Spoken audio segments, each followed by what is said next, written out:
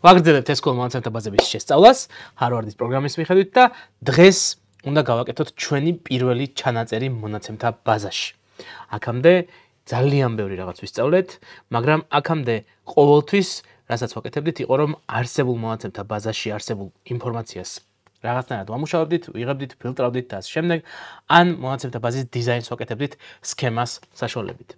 მაგრამ აი ახლა უკვე პირველად ჩვენი კურსის განმავლობაში უნდა მოვახერხოთ ის, რომ ჩვენს ბაზაში ინსერტი გავაკეთოთ, ანუ ჩავწეროთ მონაცემები ჩვენს მონაცემთა ბაზაში. და რა თქმა უნდა ვაგრძელებთ წინა გაკვეთილზე ჩვენ შევქმნით ახალი სქემა, ახალი მონაცემთა ბაზა შევქმნით MFADB, სრულიად ცარიელი. და მასში შევქმნით სქემა SQL ფაილი. უпростоრად ჩვენს პროექტში შევქმნით სქემა SQL ფაილი, რომელიც გამოვიყენეთ იმისთვის, რომ ჩვენს MFADB-ში, როდესაც შევედით SQLite-ის მონაცემთა ბაზის გამოყენებით, შეგვექმნა read-ის გამოყენებით. აი ეს read-ი გავაკეთეთ და შევქმნით ეს SQL-ის ცხრილი, რომელსაც აქვს აი ესეთი ID, integer-ის ტიპის ტექსტი, not null, title, accession number-ი აქვს და acquired-ი აქვს, ხო? ეს date-ია acquired, როდის, ასე ვთქვათ, როდის შემოვიდა ეს ინფორმაცია, ეს კონკრეტული ხელოვნების ნიმუში, ამ კონკრეტულ მუზეუმში, ხო? მშვენიერი. სამ პირველად ვნახავთ, როგორ იწერება მონაცემთა ბაზაში რაღაც. პირველი მოდით ვნახოთ აი ასეთი რამ, ამას მოდი გავადიდებ, ამასაც ესე გავაქრობ, აი ესე და ესე, მშვენიერი. და ახლა ჩვენ გვჭირდება რომ ვნახოთ რა არის ამ მონაცემთა ბაზაში. პირველ რიგში tables ავკრიფოთ, collections არის, სქემა ავკრიფოთ. ოკეი, ეს სქემაც გვაქვს. ოკეი, აქ ყველაფერი რიგზეა. აი, გავასუფთავოთ. ეხლა select from collections. გავუშვათ? არაფერი. რატო? იმიტომ რომ არანაირი ჩანაწერი ამ მონაცემთა ცხრილში არ არის, ხო? პირველად ეხლა შევქმნით და ჯერჯერობით შეგნით არაფერი ჩაგვიწერია. ამიტომ მოდით ეხლა ვცადოთ ჩაწერა. ჩაწერა როგორ? Insert into ეს არის keyword-ი, რომელთაც ვეუბნებით, რომ მე მინდა ჩავწერო სადღაც, into სადღაც. ამ შემთხვევაში მოდი ეს გავასწოროთ თავიდან insert into აი ესე collections, ანუ collections ცხრილი, მშვენიერი. და შემდეგ უკვე ჩამოვთვალოთ ის სვეტები, რომლებშიც გვინდა ინფორმაციის შეტანა ამ collections ცხრილში, ხო? ID, ასევე გვაქვს title, ასევე გვაქვს მოიცა ორჯერ იწერება ესე number, აი ესე და acquired. აი ასე. მშვენიერი. ანუ რეალურად ჯერ ვწერთ იმ კონკრეტული ველების სახელებს, რომლებშიც გვინდა ინფორმაციის შენახვა. ანუ მხოლოდ ამ ველების სახელებს ვწერთ ჯერ. შემდეგ უკვე დავწერთ values, აი ასეთ keywords. და აქ უკვე იმ ნიშნულობებს ვწერთ, რა ველებში, რა ნიშნულობებიც გვინდა ამ ველებში შევიტანოთ. ამ შემთხვევაში, მაგალითად ID ველში გვინდა შევიტანოთ, რომ ეს იყოს პირველი, ერთი. იმაში რა ქვია, title ველში გვინდა რომ შევიტანოთ profusion of flowers.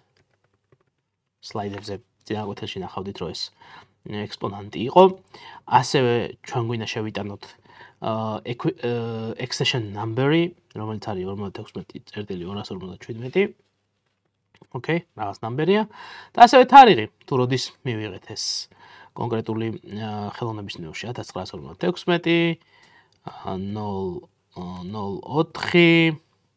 04 აი ასე. ანუ ნახეთ, პირველი დავწერეთ ID, შესაბამისად პირველი value-ც აქ გვაქვს ID-ის შესაბამისი. მეორე დავწერეთ title, შესაბამისად მეორე value-ც აქ გვაქვს title-ის შესაბამისი. ანუ რა თანმიმდევრობითაც გვიწერია ესენი სვეტების სახელები, იმ თანმიმდევრობით შემდეგ ვწერთ შესაბამის ნიშნულობებს. და შემდეგ უკვე რეალურად ვასრულებთ ჩვენს queries. არაფერი არ მოხდა, რაც კარგის ნიშანია. Select all from collections. გავუშვათ შვენიერი. აი, გვაქვს აი ასეთი სიტუაცია, სადაც გვაქვს აი ეს კონკრეტული ცხრილი, collections ცხრილი, რომელშიც გვაქვს აი ეს ერთი ცალი row. ახლა ასევე დააკვირდებოდით, რომ რეალურად ჩემს ვერსიაში SQLite-ის გვაქვს აი ასეთი უცნაური, ასე ვთქვათ, ჩანაწერი, ანუ არ ჩანს სვეტების სახელები, არ არის ფორმატირებული ფაქტობრივად ჩვენი აი იმის ჩანაწერი. აქამდე ეს არ ყოფილა, იმიტომ რომ აქამდე Harvard-ის ვერსიას ვიყენებდით SQLite 3-ის და Harvard-ის გარემოში აწყობილს. და იქ უკვე წინასწარ იყო დაკონფიგურირებული ეს, მაგრამ რა შეიძლება ეს ჩვენ როგორ შეიძლება ეს გამოვასწოროთ? იმისათვის რომ ეს გამოვასწოროთ და ჩვენს უკვე ფორმატირებული ვერსია გქონდეს, ამისათვის შეგვიძლია აგვირფოთ წერტილი mode და უთხრათ რომ mode იყოს table-ის, ანუ table ცხრილის რეჟიმში, ასე ვთქვათ, გვაჩვენოს მონაცემები. გავუშვათ და ახლა თავიდან გავუშვათ ეს select-ი და როგორც ხედავთ, აი ისეთი ვერსია მივიღეთ, რომელიც აქამდე ჩვენთვის ნაცნობია. შვენიერი. ახლა უკვე რადგან გვაქვს აი ეს ყველაფერი, რაც ჩვენ გვინდა, ეხლა უკვე რეალურად თან insert into გავაკეთეთ ჩვენს collections მონაცემთა ბაზაში. მოდით ახლა გავიხსენოთ რა ხდება ჩვენს მონაცემთა ბაზაში, კიდევ ერთხელ სქემა ვნახოთ. რეალურად აი ამ სქემაში ან თუნდაც შეგვიძლია აი აქედან გავხსნათ ეს სქემა და აი ესე ვნახოთ. რეალურად გვაქვს id integer value, რომელიც არის primary key, მაგრამ რა მუღამი აქვს primary keys არსებობას თუ მე რეალურად primary keys შესაბამისი მნიშვნელობა აი აქ value-ებში, აი აქ id-ის შესაბამისი მნიშვნელობა ხელით ჩავწერე. არანაირი მუღამი ამას არ აქვს. primary keys თავარი მუღამი ის არის, რომ მონაცემთა ბაზამ თვითონ უნდა გამიკეთოს მენეჯმენტი primary keys შესაბამისი მნიშვნელობების, თვითონ უნდა აქციოს ის უნიკალურად, თვითონ უნდა მოახერხოს, რომ რეალურად ყოველი შემდეგი ერთით იზრდებოდეს და ასე შემდეგ და ასე შემდეგ, ხო? შვენიერი. ამიტომ მოდით ახლა ეს რეალურად ეს ფუნქცია და ეს თვისება ჩვენს მონაცემთა ბაზას უკვე აქვს, მაგრამ ჩვენ უბრალოდ არ ვიყენებთ ჯერჯერობით, ამიტომ მოდით ავდგეთ და გამოვიყენოთ. პირველ რიგში ისევ სქემას გავხსნი და ნახოთ, რომ რეალურად სქემა, ასე ვთქვათ, ისევ ისეთია, როგორც არის და შემდეგ ჩვენ რაც უნდა გავაკეთოთ, არის ის, რომ ისევ insert-ი გავაკეთოთ, insert into collections, სადაც უკვე აღარ ჩამოვთვლი id wells, არამედ ჩამოვთვლი უკვე ჩამოთვლას დავიწყებ title well-დან. Title accession number acquired და შემდეგ უკვე values ნაწილში. უკვე აქ id ხომ მქონდა 1 ან 2 ჩავწერდი ან 3 ხო? არა. ეხლა საერთოდ აღარ ჩავწერ არაფერს და ახლა აი აქ ჩავწერ ახალი შემდეგი იმის ხელოვნების ნიმუშის სათაურს farmers working at dawn. ესე 11:62 არის ამის ნომერი და ეს შემოვიდა მუზეუმში 1911 წელს 0803-ში. ოკეი? შვენიერი. გავუშვათ და არაფერი არ მოხდა, რაც როგორც ვთქვით, კარგის ნიშანია, მაგრამ თუ დავაკვირდებით, აქამდე იყო, რომ აი აქ ჩვენ აი ეს ერთიანი ჩვენ ხელით მიუთითეთ, ხო? სად არის? აი აგერ, აი აქ ჩვენ აი ეს ერთიანი ხელით მიუთითეთ, მაგრამ აი ახლა არაფერი არ მიგვითითებია. ამის მიუხედავად select all from collections გვაჩვენებს, რომ რეალურად უკვე შემდეგი id თვითონ, ასე ვთქვათ, მოუმატა, თვითონ გააკეთა ისე, რომ შემდეგი id განსხვავებული იყო წინასთვის და ზოგადად უზრუნველყოფს იმას, რომ ეს id, ანუ primary key-ები განსხვავებული იყოს და რეალურად ჩვენ ხელით არასოდეს არ უნდა, როდესაც primary key გვაქვს, იქ ფაქტობრივად არ არსებობს თითქმის არასოდეს სიტუაცია, როცა ხელით შეიძლება დაგჭირდეს id-ის შესაბამისი მნიშვნელობის ჩაწერა, არამედ პირდაპირ შეგვიძლია გამოვტოვოთ უბრალოდ და არაფერი არ მოხდება. პირიქით ჩვენთვის გააკეთებს ეს ჩვენი მონაცემთა ბაზა ამის მენეჯმენტს და ზუსტად აი ეს primary key constraint-ი ზუსტად მაგას უზრუნველყოფს. თუმცა სხვა, ასე ვთქვათ, constraint-ებიც გვაქვს, სხვა მნიშვნელოვანი constraint-ებიც და მოდით ახლა აი ამ constraint-ების ასე ვთქვათ, შესახებ ვეცადოთ რაღაცა გავაკეთოთ. მაგალითად, აი აქ გვაქვს ისეთი constraint-ი, რომ title სათაური არ შეიძლება იყოს ნული, ნალი, ცარიელი. არ შეიძლება იყოს ცარიელი და რა მოხდება იმ შემთხვევაში თუ ცარიელის ჩაწერას ვეცდები. მოდი ვნახოთ. გავასუფთავოთ insert into collections title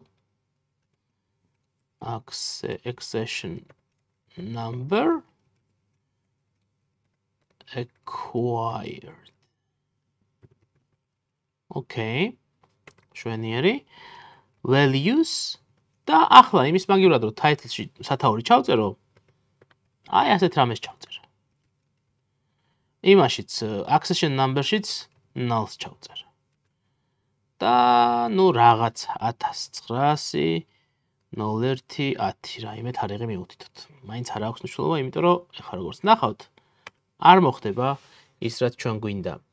ანუ არ ჩაიწერება მონაცემთა ცხილში ეს კონკრეტული სტრიქონი. რატომ? იმიტომ რომ დაგვიწერა თვითონ მიზეზი runtime error. Runtime error ნიშნავს რომ აი პროგრამის შესრულებისას მომხდარი შეცდომა. და როდესაც სცადა ჩვენი კონკრეტული query შეესრულებინა, ამ დროს not null constraint failed. ანუ ჩვენმა ასე ვთქვათ, პროგრამამ ეცადა ისეთი რაღაცა გაეკეთებინა, რამაც not null constraint-ის გაფეილება, ანუ მარცხი გამოიწვიაო.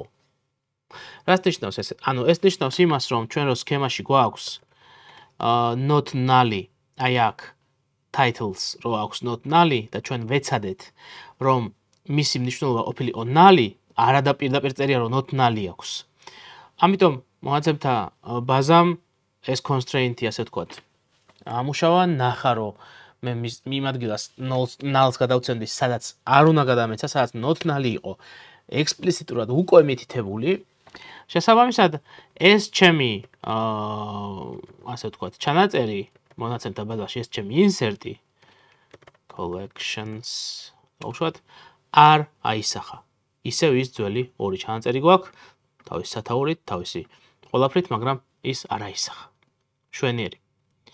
ახლა კიდევ ერთი, ასე ვთქვათ, constraint-ის დარღვევა ცადოთ. და დააკვირდით, აი აქ accession number-ი უნდა იყოს არა მხოლოდ not null, არამედ unique-იც. შესაბამისად, მოდით ესეთი რაღაც გავაკეთოთ. აი აქ გავუშვათ ერთი ესეთი insert into collections და დავარღვიოთ სპეციალურად რამე ახალი მოვიფიქროთ. რეალურად ჩვენ გვაქვს title accession number და acquired და ესეთი რაღაც გავაკეთოთ, რომ value-ებში რაღაცა ახალი ჩავწეროთ სათაური რამე არის hello world რატომღაც ესეთი სათაური დავარქვათ, მაგრამ არ აქვს მნიშვნელობა სათაური რა იქნება, გავამეოროთ accession number-ი, მაგალითად აი ეს გამოვიყენოთ ისევ ზუსტად. აი ესე და acquired-საც დიდი მნიშვნელობა არ აქვს, რა ვიცი, ვითომ 2005 წელს მივიღეთ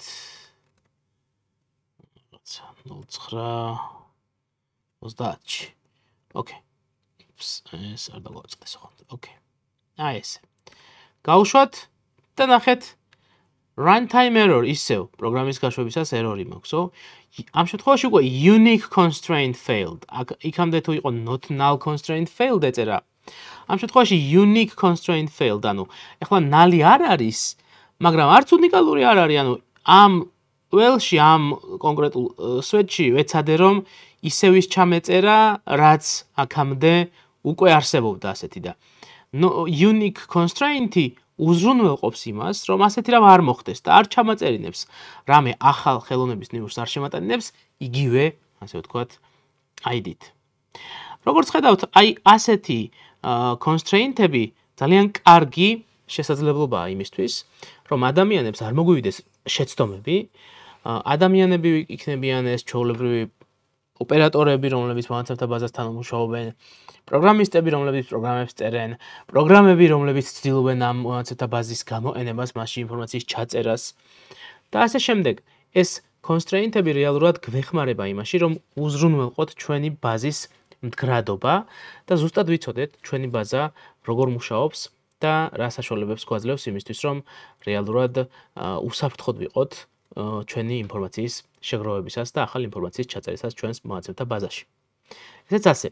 ეს არის insert-ი. ამ გაკვეთილში რეალურად ნახეთ, როგორ შეიძლება ჩავწეროთ მონაცემთა ბაზაში ახალი ინფორმაცია და როგორ გვეხმარება სხვადასხვა ტიპის constraint-ები, რომ ეს ინფორმაცია ჩავწეროთ ისე, რომ შეცდომები არ დაუშვათ. შვენიერი. შეხვდებით უკვე შემდეგ გაკვეთილში, სადაც უნდა ვისაუბროთ იმაზე, თუ როგორ შეიძლება ბევრი მონაცემების ერთდროულად ჩაწერა, არა ხაზ-ხაზ, არამედ რაღაცა სხვადასხვა ტექნიკებით. ძალიან კარგი. დალაიქეთ ეს ვიდეო, დაგვისაბსკრაიბდით და კომენტარებში ყოველთვის ღია ვართ თქვენი კითხვებისთვის. აბა დროებით.